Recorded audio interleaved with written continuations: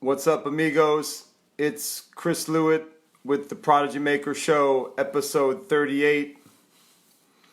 And I missed you guys. It's good to be back with you. It's been a few weeks.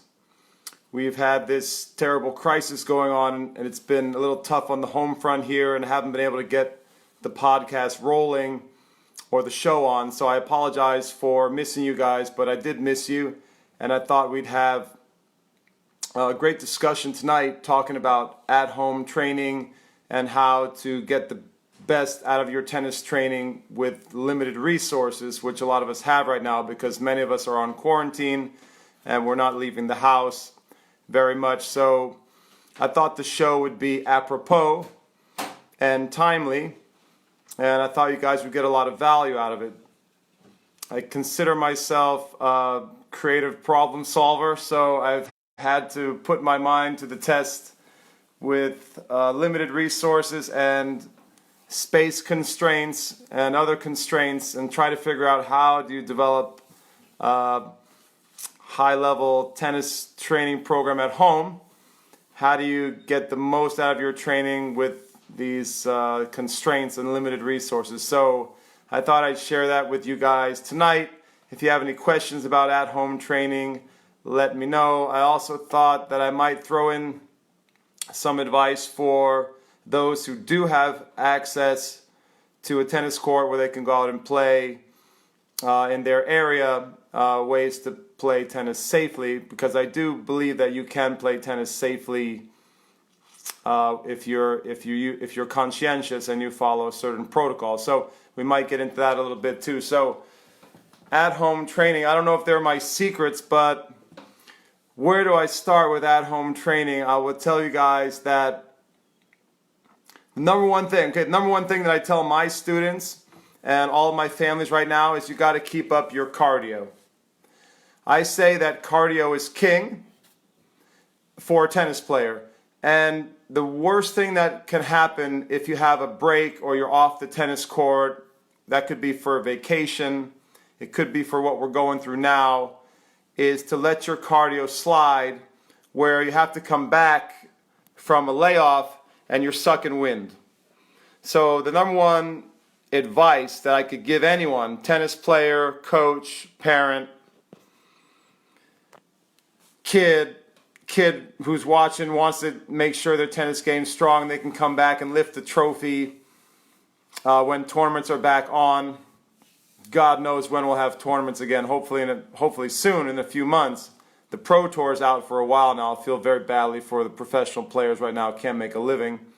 Very bad situation. So let's say for kids and players, coaches and parents at home, you must keep the cardio going. You must be a cardio beast. You must be a cardio king or queen in that case. So that means you have to do activities that raise your heart rate substantially and that challenge your cardiovascular system. So that's not walking, and it's not lifting weights, it's not doing push-ups. You know, I asked one of my students this week, I said, what are you doing at home to keep your cardio up? And he said, well, I'm doing some sit-ups. I'm doing sit-ups every day, and I'm doing push-ups in the morning and the evening.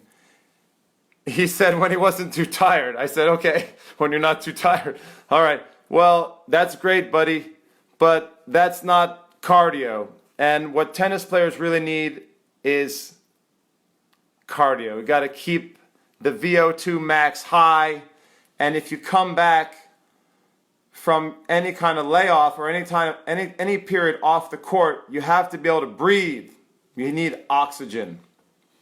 So that means running, that means biking, but it has to be the type of running and biking that get your heart rate to a pretty high level so that you are improving your cardiovascular capability. Could mean sprints, could mean some distance work, it could mean you can do high-intensity training at home. So if you have a small space, you can do high-intensity aerobic training. You can do indoor machines. So we have a rowing machine at my house that I love to use in a pinch. indoor bike, treadmill. Those are all really good. Any kind of indoor cardio machine is very good. Sometimes it's best to mix it up and do some long distance work one day, and then another day do some sprint or interval work. Don't just get into the same monotony where you're doing the same type of training daily. It's not good for your body in terms of injury prevention, and it's not great for your cardiovascular improvement. So, number one thing, if you have limited time, limited resources, limited space, is cardio. You must do cardio training, and it has to be substantial, and it has to be consistent, and you have to guard against your cardio level dropping. I can't stress that enough. Cardio is king, cardio is queen. Please remember that above all else. So if you're at home and you're just doing some shadow strokes, you're doing some tennis stuff, and then you're going to the gym, that's not going to work, because when you come back to the court, you're going to be sucking wind. It's going to take you a month or two to just get back the cardio base. The goal is to come back to tournaments, to come back to playing, and to have the cardio already there, or mostly there, so that you can just focus on getting your tennis back into gear, getting back into rhythm. The last thing you want to do is to struggle with your cardio while you're also trying to get your tennis game back into practice. That's a nightmare. It's happened to me many times. I know it's happened to other professional players out there, high-level players, and I remember Jose Higueras always told me, the great Spanish player and famous coach, he said, whenever I go have a layoff off the court, I always bring my running shoes with me. And whenever I go on vacation, I always pack my running shoes. And I never forget when he told me that, because I do the same thing myself. You gotta run, you gotta bike, you gotta swim, whatever you can get, whatever you can do. You gotta do your high intensity cardio training, but you gotta do it, or there's gonna be big problems when you come back on the tennis court. You're gonna be sucking wind, you're gonna be breathing heavy, you're not gonna be able to think, your consistency is gonna suffer, your technique's gonna suffer, your footwork's gonna suffer, everything's gonna suffer, and you're going to have a harder time getting back into great condition. What's this? Is this Sammy? Sammy, you going to say hello? Say hello, buddy. That's right, we're hanging out. Prodigy Maker Show, episode 38. Say hello, buddy. That's Sammy the Academy dog, the Tennis Academy dog. He's back. That's enough. That's enough. I got to do my show now. This is a professional broadcast. It's not super professional tonight. Guys, my kids stole my tripod. They're using it for homeschooling or online schooling, so I don't know where my tripod is. It's just you and me, guys, up close and personal. That's what everyone's just trying to survive right now. I got 4 kids at home, trying to maintain my work, and all my kids are online schooling. Not the baby. The baby's not online schooling. She's just chilling. Baby Ocean is chilling, but we're all just trying to do the best we can. And did I mention cardio? Did I mention your aerobic capacity needs to be high? Because I'll just keep reiterating it. I insist, as Uncle Tony says, I insist the cardio must be high. All right, I mentioned injury prevention. That's a good one. That's an easy one you can do at home. You just need your bands, maybe a physio ball. I've got that in our home gym here. If you have space, time to start building out that home gym with basic functional equipment. You have your bands, exercise bands. I recommend the ones from Black Mountain Products. I have no commission from them or anything. They have no relationship with them. I'm just telling you guys, Black Mountain Products makes a sweet band kit, and you can use those for all sorts of injury prevention, for the shoulder, for the back. Physio ball comes in handy. We use those a lot here at my house with my kids. I'm training my kids in. My kids do other sports than tennis, but we're doing a lot of athletic training while they're home with me. It's a tennis coach's dream. It's an athletic coach's dream. All your kids are finally online or homeschooled, so you have a lot more time to train them if you're lucky. So I've been doing a lot of home training with my kids. Every morning we work out in the gym, in our home gym, and then every afternoon we do some sort of cardio. Did I mention cardio? Because cardio is really important. Did I mention cardio? Did I mention capability. So, injury prevention, you know, all the things for tennis, rotator cuff, the upper back, the deceleration muscles in the upper back, the legs, the knees, what else? The lower back, the core, you know, you can do core work almost every day. Lower back, abs, you can work the shoulders, get stronger. You can do all sorts of things to help build power with the serve at home. I've got a bunch of exercises for that. I've been teaching a lot of Zoom classes. So this is a new innovation that I've been rolling out now for the last few weeks. We're doing lessons on the Zoom platform. And the Zoom platform is really great online communication platform. It's virtual, you can have virtual meetings. So you can hold classes with Zoom. You can do one-on-one privates. You can do group lessons. So I've really been intrigued with the platform, and I've been using that a lot in the last few weeks. And to be honest, it's been so much fun. It's been really eye-opening for me because I have an asynchronous online school. You guys know at clta.teachable.com. We have the online school, Spanish Academy Online, but all of the classes there, the courses that I offer there are asynchronous. So you don't get to work with me one-on-one live. And what you can do with Zoom is you can offer synchronous lessons. So you can work with the player in their own living room at home, which I've been doing a lot the last few weeks, and it's been really amazing. What I've done is combined the Zoom lessons, the platform, with the iCoach, which is another at-home training device that I think is fantastic. I recommend it. It is the best machine for at-home training in a small space, in my opinion. Best machine that I found. I use it myself. I train on it myself on a rainy day. I train on it now that everyone is under stay-at-home. A lot of people are under lockdown around the world, especially in my area here in New York, New Jersey. So it's a wonderful tool, like a ball machine in your living room. It's the iCoach, and I highly recommend it. I can put a link to it for you guys in the show notes. But I think it's hands down the best small space device for training. Another excellent device that I recommend for home training, if you have a garage, if you have some space, is it's called the Great Base Backboard. Basically, it's a backboard that goes in. You need a bigger room and a higher ceiling than you would with an iCoach. iCoach you can do pretty much anywhere inside, but with the backboard was created by Steve Smith. He's a very well-known coach. I respect him a lot. Very technical coach, a little bit old school for my taste, but he's got a very sharp mind, and so he believes in repetition. And he created the Great Base Backboard, and there's some other knockoff variations as well. But the Great Base Backboard is like it sort of sends the ball back to you. You can take full strokes. It goes up a little canvas ramp, and then the ball comes back out, and you can work your footwork, and you can get a lot of really good reps in a small space. You need a little more space than an iCoach, but it's another excellent tool that you can really rip on and take full swings and accelerate and work your footwork. So those two are definitely my top of the top for at-home training.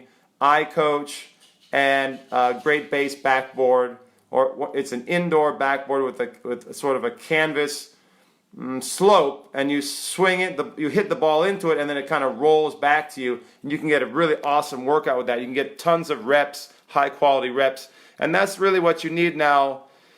When you're not able to get to the court, you need to swing the racket. So that's very fundamental. Like, you need to take strokes, and ideally you need to take strokes at full speed or near full speed. And you need to be able to work your footwork mechanics indoors somehow, or in your garage, or in a space like a driveway.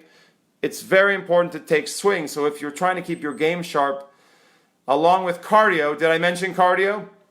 You've got to take a lot of swings, mainly ground strokes. You should probably do a lot of serve practice too at home. I can mention some at-home serve drills that you can do as well.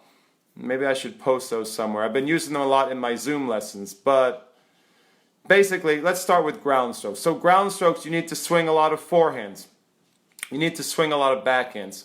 So some people do shadow strokes. That's very rudimentary to do shadowing. It's good. It works. I believe in shadowing, but I don't think it's the best. I think it's much better, much more engaging to work with an actual ball that you hit. So that could be an iCoach ball, which is on an arm. The iCoach is a machine that holds the ball on an arm with an arm, and it goes back and forth, and so you can hit it repetitively. A great bass backboard with an actual ball that comes back to you is great because you get the feel of the ball. It's much more engaging. Very hard for kids to focus long term just shadow stroking. Some kids can do it. They're super focused and they're basically mechanics. They're animals. They can do thousands of shadow strokes and they work on their visualize. They're very visual maybe. And they can use imagery and really get into it. But I found that a lot of kids are not able to maintain a level of concentration with just shadowing. So I prefer a device to use like iCoach, great bass backboard. You could try the Topspin Pro. I'm not a huge fan of the Topspin Pro. A lot of people have a Topspin Pro at home. That machine I'm not as big a fan of because I think it's limited. You can't swing full force on it. It's a little delicate in my opinion. It's good for getting a feel for topspin. I have some clients who use it just to get a brushing effect because you can spin the ball in it. But for my money, I would spend on an iCoach or a great bass backboard if I had the room for the great bass backboard, if I have a big garage or something. I don't have a big garage, so I use the iCoach. I use the iCoach in all my Zoom lessons. So I can actually Zoom connect to your living room. I can have my player working out in the iCoach, and then we can have a really amazing private lesson. Or I've been doing group lessons with 6 to 8 kids maximum, where I can watch all of them, and we have a tremendous technical footwork and physical workout, all from their home. I have some kids in their garage, some kids are on their driveway, some kids are working out in their living room, pushing the couches back. Like, it's fantastic. So we've been having a lot of lessons like that. I've been doing my high performance groups like that. It's tremendous workout. I push the kids like they're in the military, like it's a boot camp workout. So they're getting a great fitness workout. It is a very cardio intensive workout because of the footwork focus. I do a lot of moving and footwork mechanics, and I have them ripping on the iCoach. One thing with the iCoach is if you use it at home and you want to rip on it, I hack it. I've hacked the machine. What I like to do is put some heavy weights down on it, like dumbbells or barbell weights or some other type of weighting system. So I've got a number of different ways that we weight it down. And then we sort of electrical tape the neck so it's solid, it doesn't pop out. And we just start ripping full strength on that thing. You can do Spanish racket speed drills on the iCoach. You can do all sorts of footwork and realistic live ball hitting, well, simulated live ball hitting on the iCoach. So I just think if you tweak the machine, if you hack it a little bit and you make it heavy so it doesn't move, it's solid enough that you can rip. And that's what I want. If you're at home, I think you should be ripping full power swings. The problem that I have with people who shadow stroke is they usually don't swing at full speed. So I see a lot of advice floating around. I get a lot of emails with at-home training, and I don't think a lot of it's very good. You know, it's a lot of shadowing at slow speed. It's a lot of just basic, physical training exercises, like fitness exercises. For me, number one priority. Did I mention cardio? Cardio is king. You got to put that way up at the top. Is you have to maintain your cardio. If you're in a small space, that's going to mean a lot of calisthenics, jump rope, small, high-intensity training to get, which keeps your heart rate at a high level for a long period of time. Some type of intense interval training. Run sprints in your house. Run the stairs in your house. Sometimes I'm doing that here when I'm stuck, if it's raining outside. If you can get outside, run trails, run in the park, run your street, run up and down your street. But you got to get that cardio in. Very, very important. After cardio, you have to do something for injury prevention. Smart. That can be something a little lighter intensity. So maybe if you're feeling tired or you want to take a light afternoon training, you can do your injury prevention. It's a great time to do your core, great time to do your band work. You can do a lot of stretching and yoga, things like that. third thing, maybe it should be the second thing. The top three, okay, without a doubt, top three is you got to do a lot of swinging. Swinging the racket, holding the racket, visualizing, using imagery to really feel like you're playing tennis. Even if you're in your living room, you can imagine you're playing a match, you're at a tournament. You can imagine you're at your favorite practice court. And every stroke you hit, you visualize vividly in your mind, the feel of the ball, the environment, where you're sending the ball, who you're playing, who you're practicing with. Are you hitting cross court? Are you hitting down the line? So make the swinging at home, whether it's shadow swinging or if you're working on a machine like iCoach or Great Base Backboard or whatever you got, that make it as realistic as possible, because that will help the muscle memory, and that will help improve the quality of the practice. It will probably help your engagement too. You'd be more engaged in the practice, more concentrated. It's very important to be focused when you're working at home. So when I do my Zoom classes, I'm on those kids like a dog on a bone. I'm on them like a military drill sergeant, because I'm pushing them. I don't allow them to do anything lazy with their feet. I don't allow them to do any lazy or absent-minded swings. Everything has to be technically perfect. Everything has to be dialed in. The footwork has to be energized, or I'm going to delete them, throw them out of my Zoom group. So with a drill sergeant like me pushing the class, it's amazing. You can get an amazing at-home workout. It's not a substitute for getting on the court, but it is an amazing workout, right? So, Sammy, you're coming back? Sammy, I'm doing a show. This is a professional show. Sammy's all wired up. He's pumped up for episode 38. I don't know what to tell you guys. I'm getting kind of pumped up myself. I have no business being pumped up right now. I should be tired, but I'm sort of excited because it's good to be back with you guys. Come on, dude, leave me alone. I got to work. Go do something. Go to the couch. All right, Sammy's back. I'm back. Out. Leave me alone. Okay, so did I mention cardio?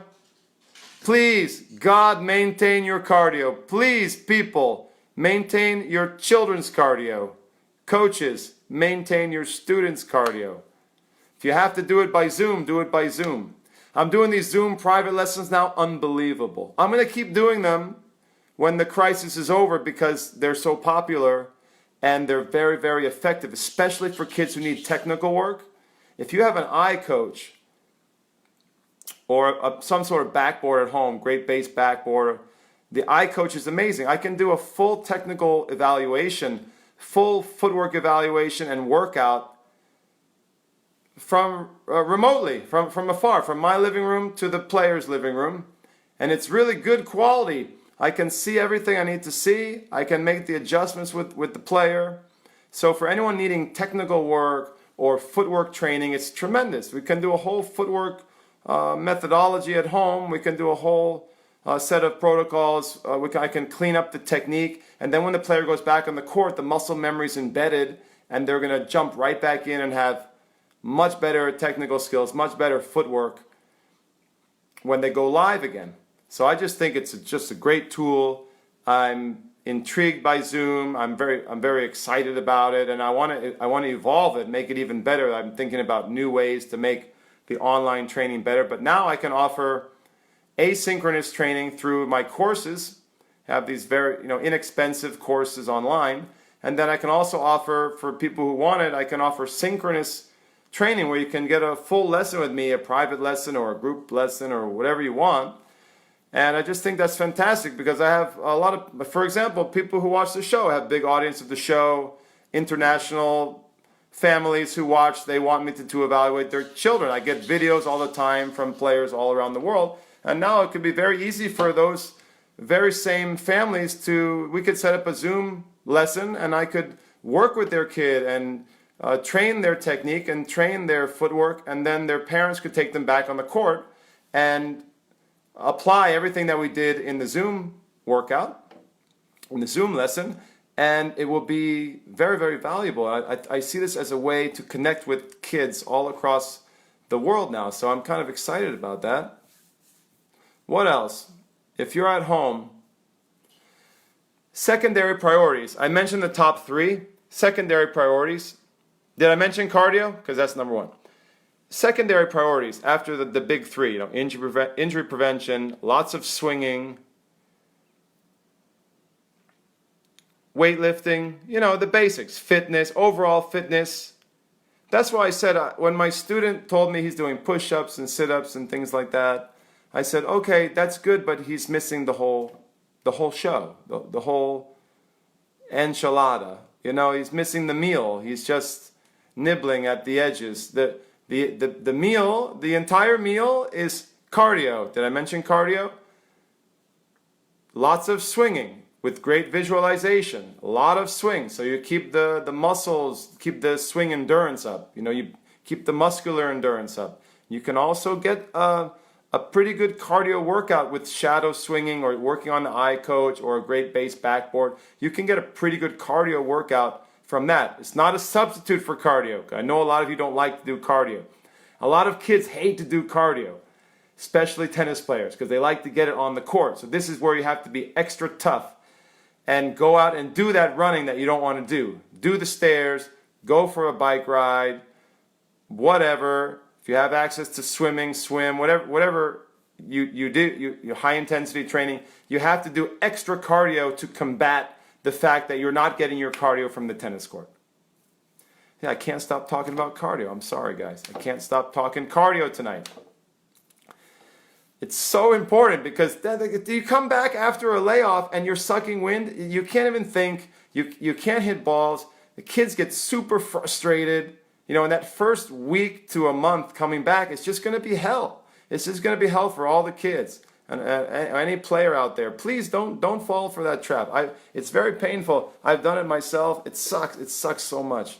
To be sucking wind really sucks. And then your practice is just not good quality. And usually the kids get very anxious and frustrated from that. So try to prevent that. Try to think ahead and keep the cardio high. So, you know, basic weightlifting is important at home. But these are secondary things, secondary priorities. What else can you do at home? You can do a lot of body weight training, you know, push-ups, squats. I recommend like a TRX. We have a TRX in my home gym here, so I have my kids doing body weight training there. If you get some home weights, it's fantastic. Functional training at home is really good with physio ball and bands and things like that. Medicine balls are great. You can make your own home stuff, like use weights around the house. You can lift objects around the house, like rocks. If you have a backyard with rocks, you can lift, you know, furniture. You have to be creative with if you don't have a gym, you have to be creative with what you got. But all of that is secondary to the cardio. Did I mention cardio? And the tennis swinging. So you don't want a day to go by without swinging the racket. You don't want a day to go by without cardio. If you can do that, keep the cardio high, and make a lot of swings with the racket, you're going to be okay.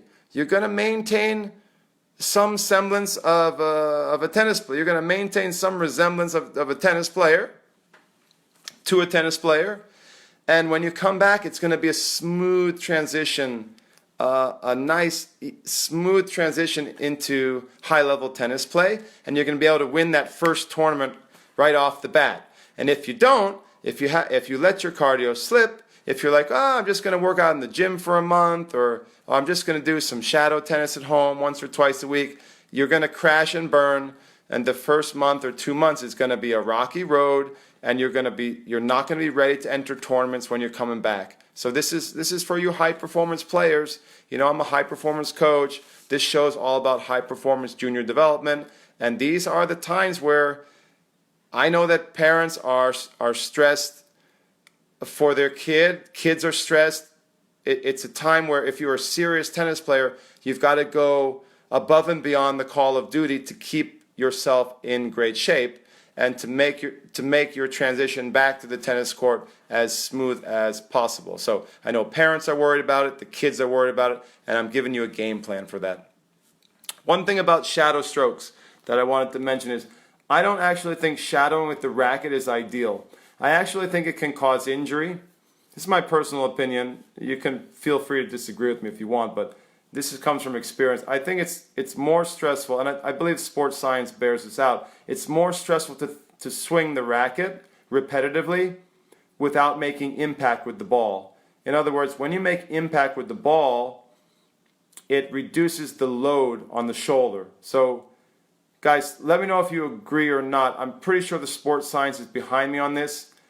It's the equivalent of throwing a baseball. You know, my understanding from the sports science, and I could be wrong, but when you make the impact with the ball, it will reduce the load on the shoulder, and that's going to reduce the potential stress on the arm.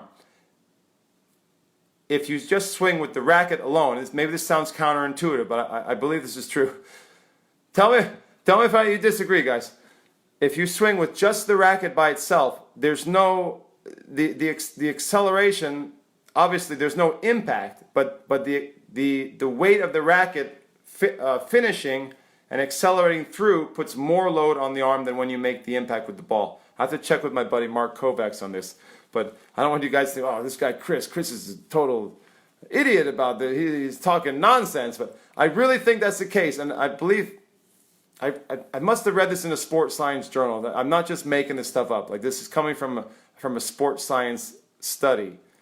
I'm pretty certain of that. Guys, let me know what you think in the comments. But I've noticed that when I shadow swing at home, and I do a lot of them, it really does a job on my shoulder.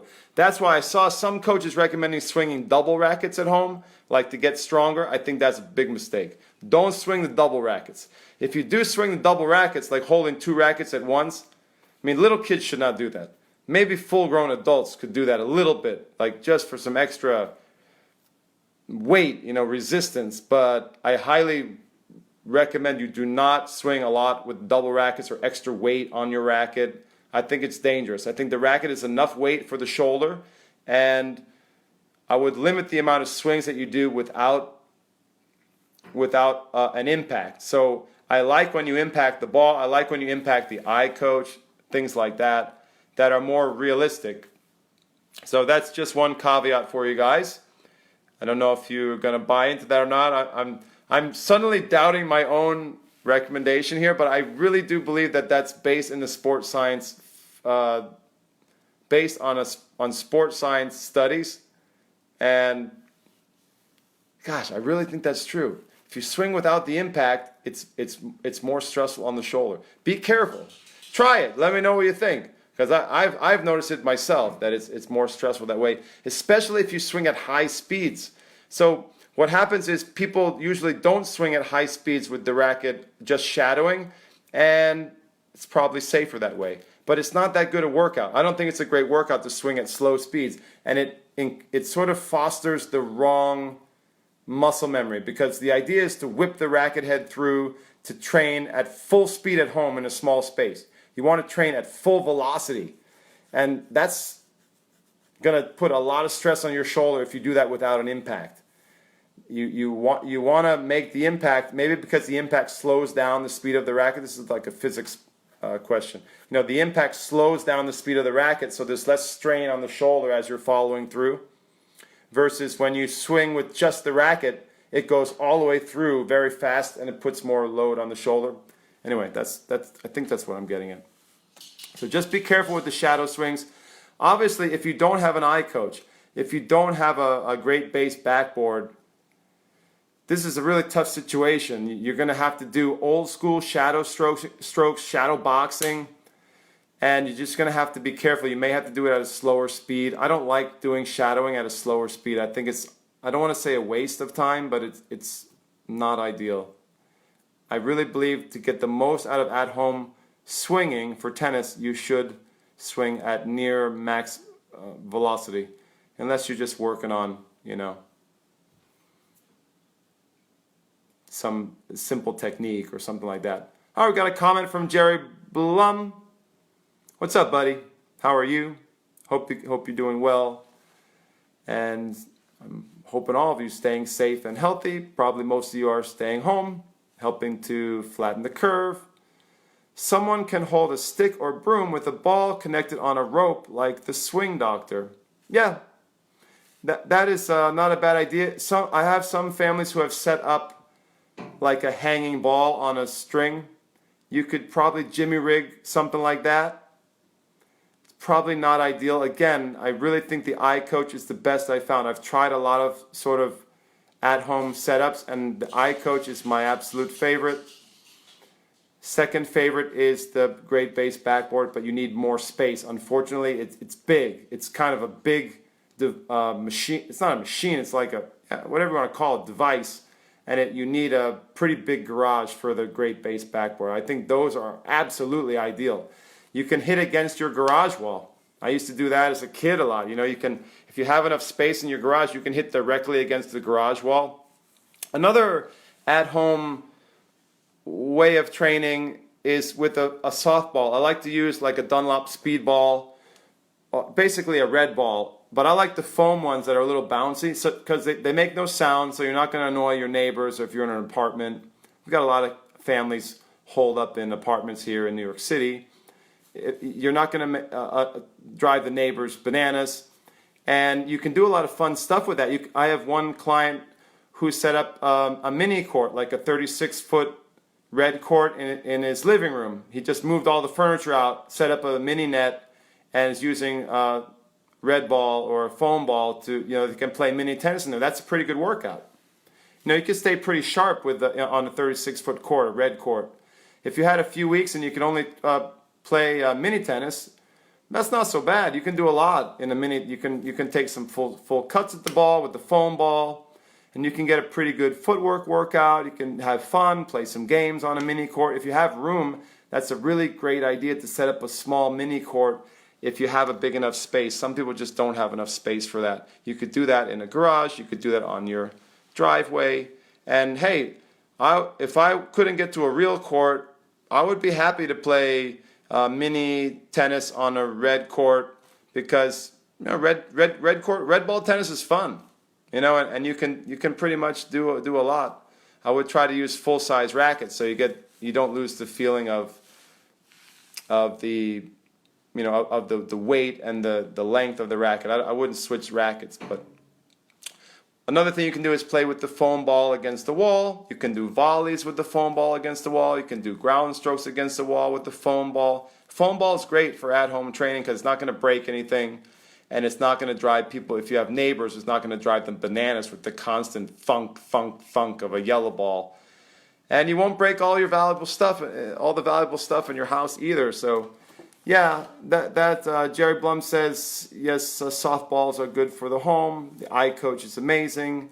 It is amazing. You got to hack the iCoach. If you're going to swing full speed like me, like a professional, like a pro circuit level player, or if you're a college player, full-grown adult player, big guy, you got to weight down the iCoach, and you got to you got to use some electrical tape on the neck to keep it secure. But I found that I can smash that thing. I can swing full speed. I have my students doing Spanish racket speed drills on the iCoach. Amazing.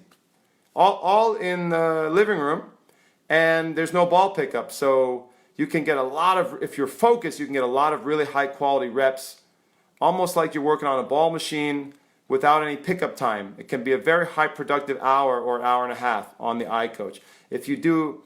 I've developed this whole proprietary footwork series of drills that I do with the iCoach that are nothing like the videos that are recommended by the iCoach manufacturer. I don't use those videos at all. I don't recommend those videos at all either.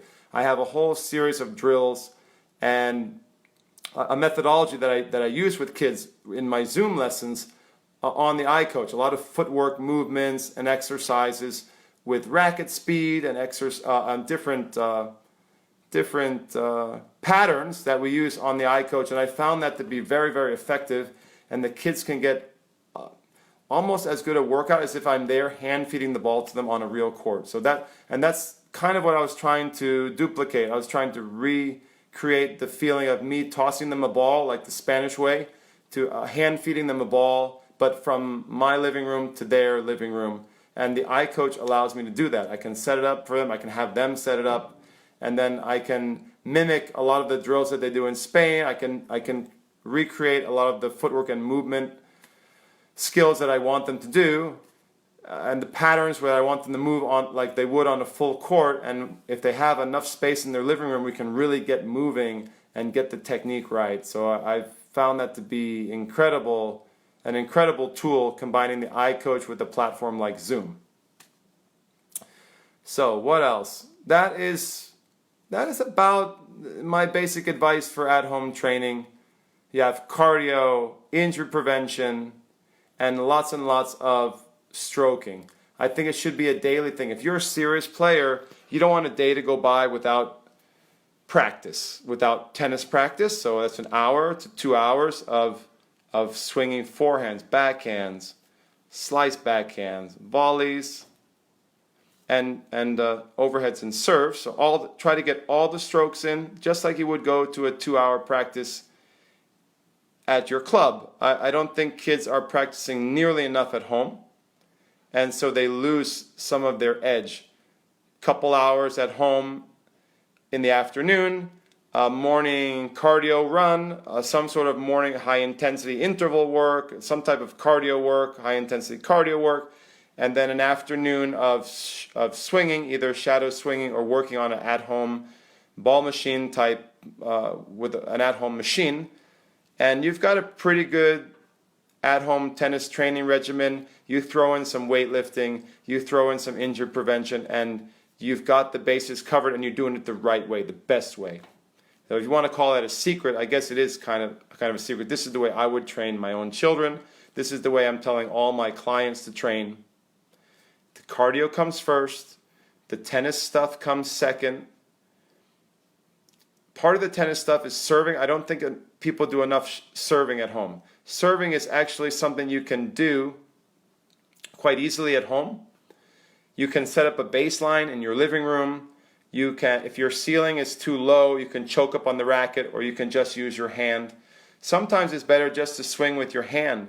I prefer shadow swinging with your hand. This is for ground strokes too, because again, I believe swinging the racket excessively at home without making impact with anything, I believe it's dangerous for the shoulder. You can get injured. I actually think if you have a choice and you need to do a lot of swings at home, and you don't have access to a at-home ball machine like an iCoach or a great base backboard, you want to use just simply your hand, because then the load on the shoulder is less, and you can do lots and lots of swings and get your full workout in without too much stress on the shoulder. The last thing you want is to be doing an hour or two of shadow swinging, and then your shoulder's ready to fall off the next day and you got an injury.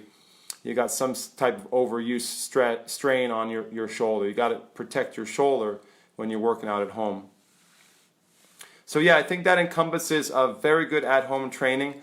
Obviously, if you can get to the tennis court, if you're in an area where you're able to go play, that is ideal. Try to combine both. You know, if you're able to get to the court, combine a lot of this at-home work.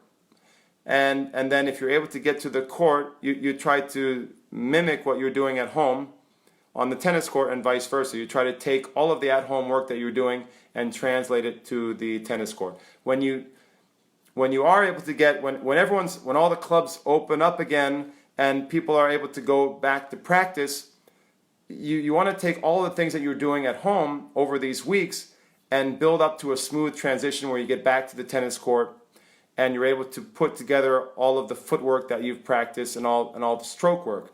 And you don't want to allow your strokes or your footwork to degrade.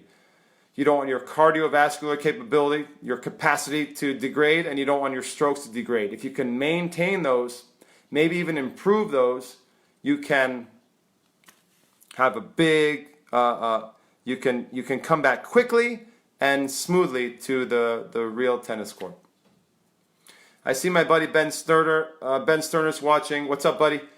Ben is always telling me that this is a good time to work on the mental game. Good time to work on your tactics. It's a good time to work on, you could watch some of your videos from matches. You could watch, famous matches. You can dial up lots of great matches on YouTube, or there's a lot of resources now online to study that way. So these are other ways that you can train at home, and that's very common advice. You see that a lot. I get a lot of emails telling with videos that I should watch and people say it's a great time to study courses and improve your education and your knowledge. That is true to a certain extent. And I'm starting to do some Zoom lessons with kids who want to watch their match and they want to study tactics with me, or they want to go over mindset and character building and goal setting with me. Those are legitimate things that you can do via Zoom. You can do it in a private lesson format. You can do it at home. You can do it on the telephone, good old-fashioned telephone with your coach. Or you could do it at home with your mom and dad if you're a player. So it is a good time to go over your goal setting, to go over your annual development plan. It's a good time to study matches. It's a good time to look at videos, a good time to take a course, like an online course, of which there are myriad online courses to choose from, sometimes too many, and sometimes the quality is dubious. So be careful with the online courses that you teach. But again, I think it's a really big mistake and a big pitfall, a big trap. If you take this time and you here are some of the mistakes you make. You just study online stuff. You just read books. You just watch videos. What happens to your cardio? Bam, goes way down. You think you're doing a good job with the goal setting and the mental stuff and the blah, blah, blah. But now you got a big problem when you return to the tennis court. So I love, if you have time to do mental training work, sports psychology, tactical study, watch matches, great. Do that after your cardio. Do that while you're doing your cardio. Watch a match take a course while you're running on a treadmill for an hour or two. Please do your cardio and do your requisite stroking work before you do the other stuff, because those are the foundation, and I can't emphasize that enough. Those are the foundations: staying fit and in shape, keeping your strokes from degrading, keeping your cardio from degrading. That has to be the priority. So I don't know how else to say it, guys. There will be a lot of players who make that mistake, and they're going to find out the hard way when they get back in the tournaments and they lose first round or second round. And that won't happen with my students. Hopefully most of them will be following the doctor's orders. They'll be following my prescription for tennis health.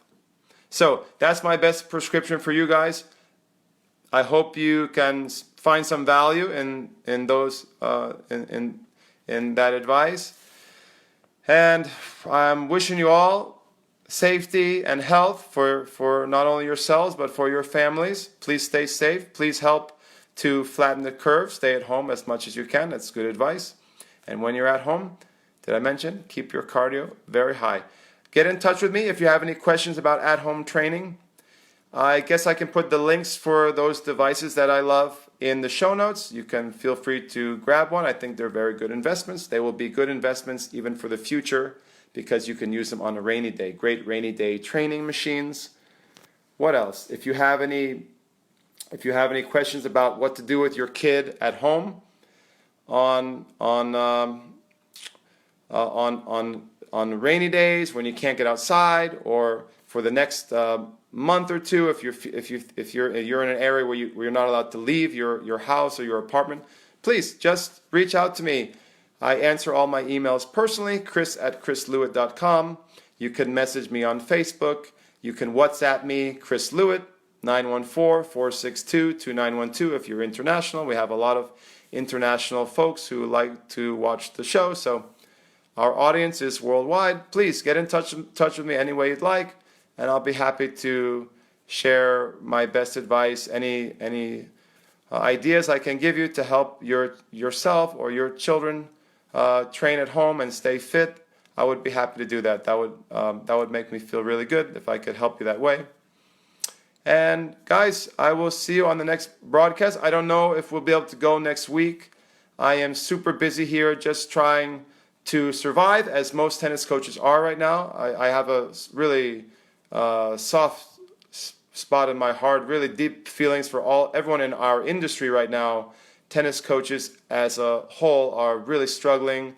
Many of them have been forced into unemployment. Many tennis coaches right now, they cannot work at their club, and they have a double gut punch because many of their parks are closed. They can't even teach outside in a park. So I really feel badly for the coaching community writ large, and I'm just wishing all you guys a speedy return to the tennis court. Try to stay strong, try to stay fit, try to stay positive. I know it's a tough time, and it's like a tough 3-set or 5-set match. We have to survive, we have to fight, and we'll come back strong soon. So to all you tennis coaches out there, hang in there.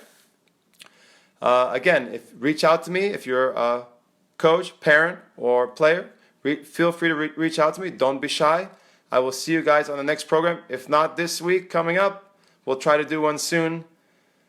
And I'll try to, I miss you guys, miss hanging out with you guys, and I miss doing the show. So I'm going to try to keep producing the podcast and the show regularly. And I'll see you guys hopefully soon. Have a good night. God bless. Peace.